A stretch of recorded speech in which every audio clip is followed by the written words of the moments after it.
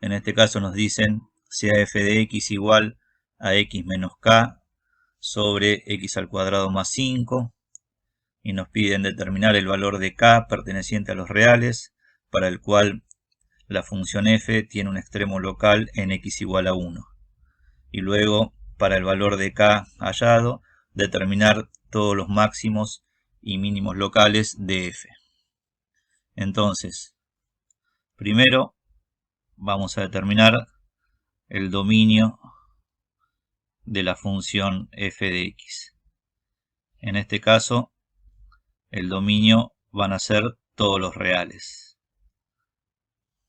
Porque si planteamos la siguiente ecuación, x al cuadrado más 5 igual a 0, que sería igualar el denominador de la función a 0, vemos que esa ecuación no tiene solución dentro de los reales, porque nos queda x al cuadrado igual a menos 5, y ningún número real elevado al cuadrado nos da como resultado un número negativo, con lo cual esa ecuación no tiene solución.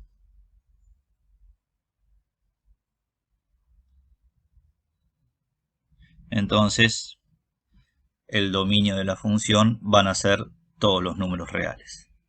Entonces, el segundo paso va a ser encontrar la función derivada. Para esto vamos a utilizar la regla del cociente.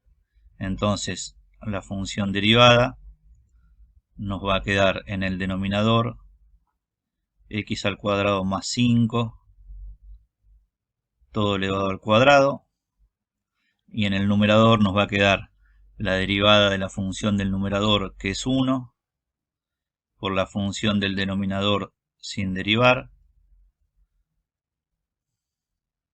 menos la función del numerador sin derivar por la función del denominador derivada, que nos da 2x. Ahora, si utilizamos la propiedad distributiva, como estoy indicando, vamos a obtener lo siguiente. Y si ahora sacamos el paréntesis que tenemos en el numerador, como tenemos un signo menos adelante, eso va a cambiar el signo de los términos que están dentro del paréntesis. Con lo cual la derivada entonces nos va a quedar lo siguiente. Entonces ahora podemos agrupar el término x al cuadrado con el término menos 2x al cuadrado, y la derivada la vamos a poder escribir de esta manera, como menos x al cuadrado más 2k por x más 5, todo dividido, x al cuadrado más 5 elevado al cuadrado. Entonces, el dominio de la función derivada van a ser también todos los reales. Entonces, la condición necesaria, pero no suficiente, para que la función tenga un extremo local en x igual a 1, es que la función derivada evaluada en 1 dé 0. Entonces, lo vamos a escribir de la siguiente manera. Como dijimos recién, la condición necesaria para que la función tenga un extremo local en x igual a 1 es que la función derivada evaluada en 1 sea igual a 0. Ahora, la función derivada evaluada en 1 nos da como resultado menos 1 más 2k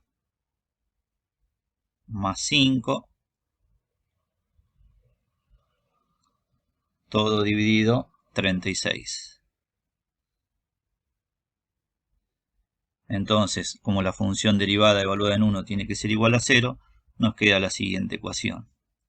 Menos 1 más 5 lo podemos escribir como 4, entonces nos va a quedar 4 más 2k todo dividido 36 igual a 0. Entonces, de esa ecuación podemos despejar k.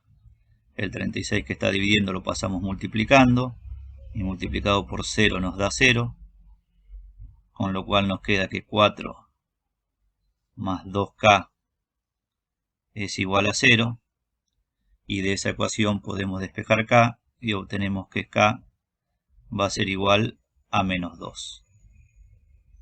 Entonces, para ese valor de k, nos aseguramos que la función derivada evaluada en 1 nos da 0. Ahora eso no significa que la función tenga un extremo local en x igual a 1. Para ver eso, ahora vamos a hacer lo siguiente. El valor de k que encontramos lo vamos a reemplazar en la función derivada. Entonces, la función derivada nos va a quedar escrita de esta manera. Como menos x al cuadrado, menos 4x más 5, todo dividido, x al cuadrado más 5, elevado al cuadrado. Entonces, a la función derivada vamos a calcularle los ceros.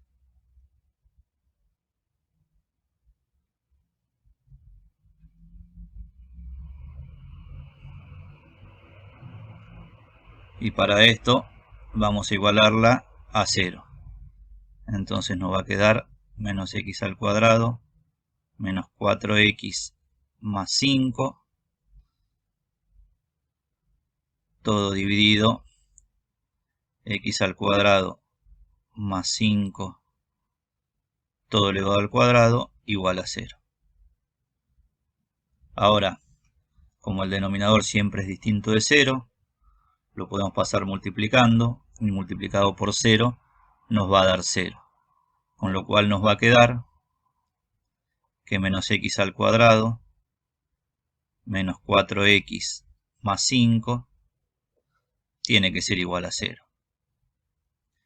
Y esa ecuación cuadrática tiene dos soluciones, que son x1 igual a menos 5 y x2 igual a 1. Entonces, teniendo los ceros de la función derivada, y como la función derivada es una función continua, entonces podemos plantear lo siguiente: que en los intervalos menos infinito menos 5, menos 5, 1 y 1 más infinito, en cada uno de ellos la función derivada va a ser positiva o va a ser negativa. Y para saber esto, utilizamos las consecuencias del teorema de Bolzano y evaluamos la función derivada en un valor de x perteneciente a cada uno de los intervalos. Entonces, si evaluamos la función derivada en menos 6, eso nos da como resultado un número negativo, lo cual significa que en el intervalo menos infinito menos 5, la función derivada es negativa. Si evaluamos la función derivada en 0, eso nos da como resultado un número positivo, y esto significa que en el intervalo menos 5, 1, la función derivada es positiva. Y si evaluamos la función derivada en 2, eso nos da como resultado un número negativo, con lo cual en el intervalo 1 más infinito, la función derivada es negativa. Entonces, ahora podemos utilizar las consecuencias del teorema del valor medio, que nos dice que en todo intervalo donde la función derivada sea positiva, la función va a ser creciente, y que en todo intervalo donde la función derivada sea negativa, la función va a ser decreciente. Entonces, en el intervalo menos infinito menos 5, la función va a ser decreciente. En el intervalo menos 5, 1, la función va a ser creciente. Y en el intervalo 1 más infinito, la función va a ser decreciente. Entonces, podemos decir que en x igual a menos 5, la función va a tener un mínimo local, y que en x igual a 1, la función va a tener un máximo local. Porque a la izquierda del menos 5 la función decrece y a la derecha del menos 5 la función crece y la función derivada en menos 5 es igual a 0. Y a la izquierda del 1 la función crece y a la derecha la función decrece y la función derivada en 1 es igual a 0. Con lo cual ya tenemos las respuestas a lo que nos pide el ejercicio, que son las que están recuadradas. Porque para k igual a menos 2, la función tiene un máximo local en x igual a 1, que es la primera respuesta. Y luego la segunda respuesta es que la función tiene un mínimo local en x igual a menos 5 y que tiene un máximo local en x igual a 1. Bueno, con esto terminamos el ejercicio 1. Espero que les haya servido. Hasta luego.